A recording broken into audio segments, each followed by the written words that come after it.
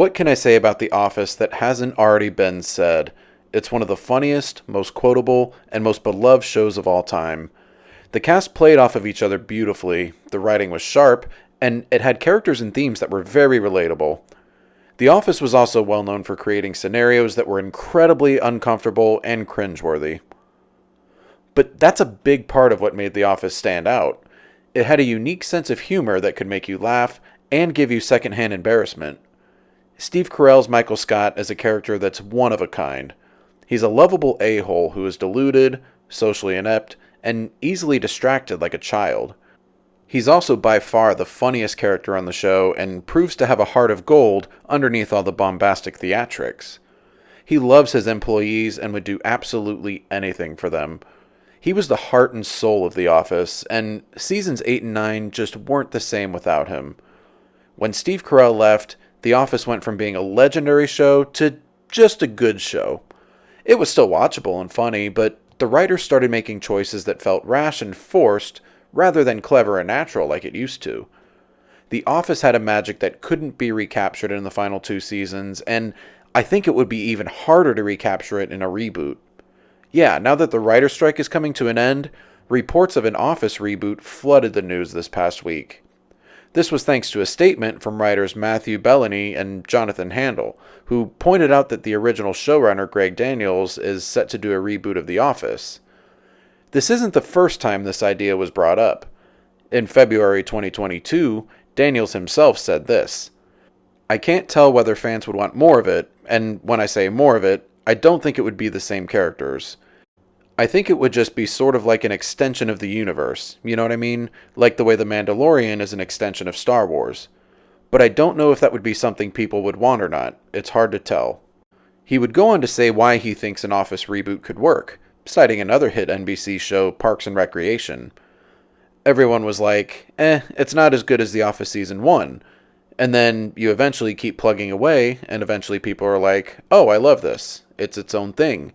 And so I kind of feel that would happen with a new show, but it would take a long time to do that.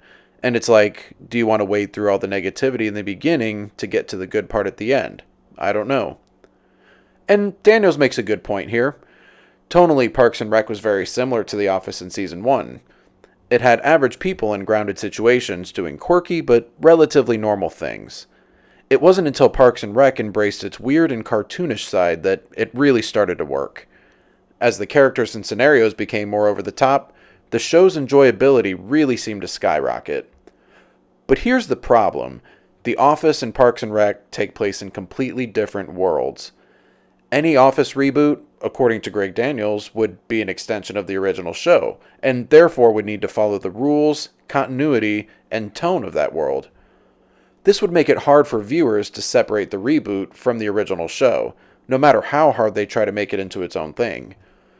Rainn Wilson, for example, almost started a spin-off of The Office called The Farm, and a backdoor pilot was even incorporated into Season 9 of The Office.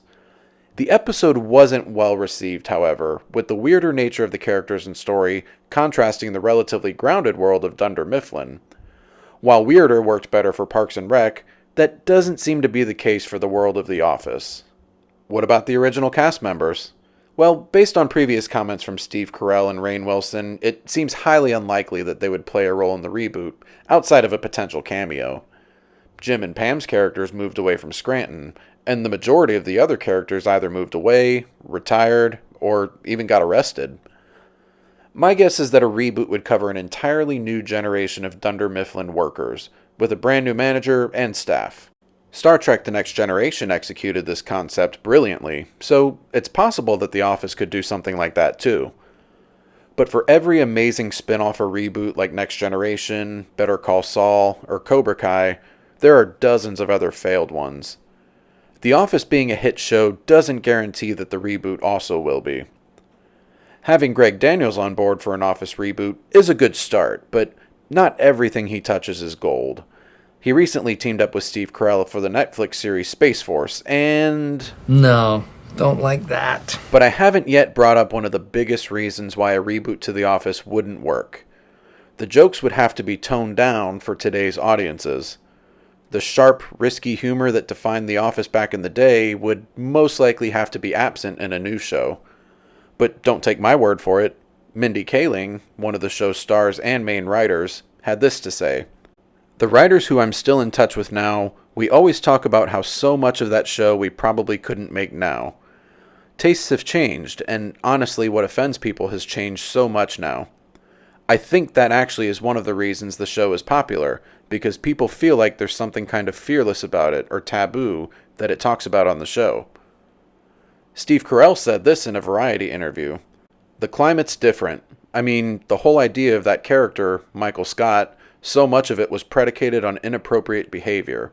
I mean, he's certainly not a model boss. A lot of what is depicted on that show is completely wrong-minded. That's the point, you know? But I just don't know how that would fly now. There's a very high awareness of offensive things today, which is good for sure. But at the same time, when you take a character like that too literally, it doesn't really work. And I think they're both right in what they say. What made The Office so special is also what would prevent it from thriving in today's hypersensitive climate. Michael Scott had so many moments of sexism, racism, ableism, homophobia, the list goes on and on. But the reason his character is so endearing and hilarious is that he's not trying to be any of these things. He's got the mentality of a child in many ways.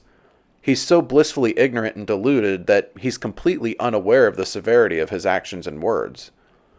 Recreating a character of this nature today would be really difficult to duplicate. But Michael Scott is the character that made The Office so special, and, in my opinion, no one else will be able to match what Steve Carell was able to do. While I'd like nothing more than to see an Office reboot succeed, I just don't see that happening. But that's just my opinion. What's yours? Let me know in the comments. Please like and subscribe if you enjoy my content. Ring that notification bell. Thanks for watching, and I hope you all have a good one.